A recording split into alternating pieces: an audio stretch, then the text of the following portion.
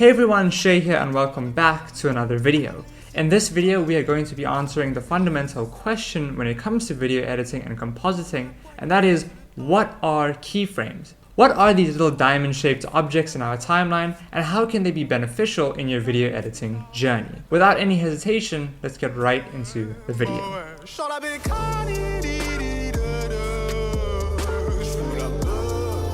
So before we hop into After Effects, I just want to go over what the definition of a keyframe would be. A keyframe is simply a placeholder that holds values. These values can range from rotation, scale, position, anchor points position, and even visual effects properties such as saturation, contrast, or exposure. When a keyframe is created, it is usually created under an object or assigned to a video layer or an audio layer. And so the keyframe's properties directly correlate to the video or audio properties. So if a keyframe scale property is set to 100%, then the video scale property will also be set to 100%. Keyframes are great and very fundamental to animation and motion graphics as well as video editing. They give motion to motion graphics and movement to videos. This is done by having more than one keyframe and having your playhead move from one keyframe to the other. As the playhead moves from one keyframe to the other, the property of the video will gradually change from the first keyframe's properties to the second. So let's hop into After Effects where I can show you guys how that's done. Alright, so hopping into After Effects, I've created a square for demonstrations purposes. And by the way, this doesn't only apply to After Effects, it also applies to other video compositors like Premiere Pro, Vegas Pro, Resolve, Avid Media Composer, or just any other video compositor or audio editing software that allows you to create keyframes. So to direct your focus to the bottom of the screen here where the timeline is, we can see that the square has a bunch of transform properties. A great way to demonstrate this would be to create two keyframes for the scale property with different values. So I'm going to move the playhead to 0 seconds. I'm then going to click the stopwatch under the scale property to create our first keyframe. Just note that creating keyframes in different software might differ. In Premiere Pro and in After Effects, you just hit the stopwatch icon to start creating keyframes, but in other software like Vegas Pro or Resolve, it might be different. But as we can see, when we hit the stopwatch, we've already created a little keyframe. I'm then going to move our playhead to 2 seconds, but instead of hitting the create keyframe icon, I'm simply going to change the value of the scale property. So in this instance, I'm going to make it 150%. And as you can see, our square has gotten much bigger and it's automatically created a keyframe for us over here.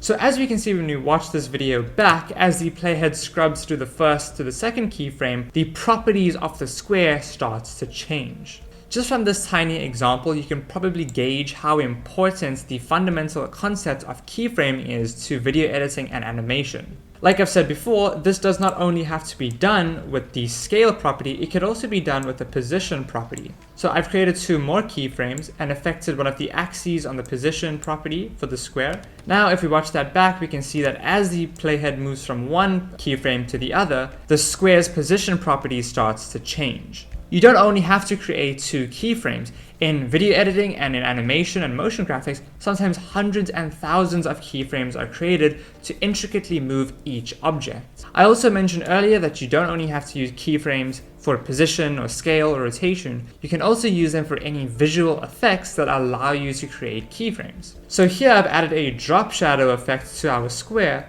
So if I move our playhead to the beginning and then start creating keyframes for the softness property, then move our playhead a little bit further, and then change the softness property, you can see that we've created two keyframes and animated the softness property on the drop shadow effect. Keyframes are great because they allow you to create dynamic movements within your videos or motion graphic animations. You can even use them to control the selection of a mask, chroma key, or any other visual effect. Depending on the software you're using, it might allow you to interpolate your keyframes. Without getting into too much detail on what keyframe interpolation is, it basically allows you to edit how your keyframes are handled on your timeline.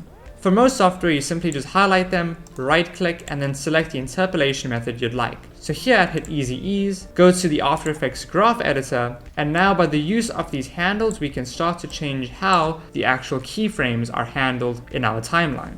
Now, if we watch that scaling animation back, we can see that the movement is way more dynamic and smoother.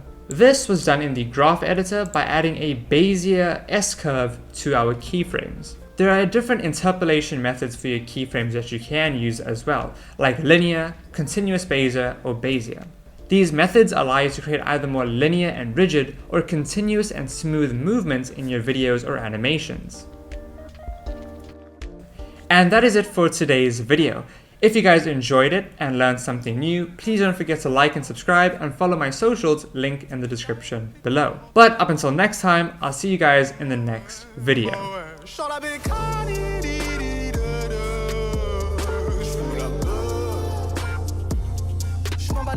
C'est dangereux sa mère. Je vois que des pas au départ ou en fer. Le bécane crie et sort de l'enfer. Sur un gros fer.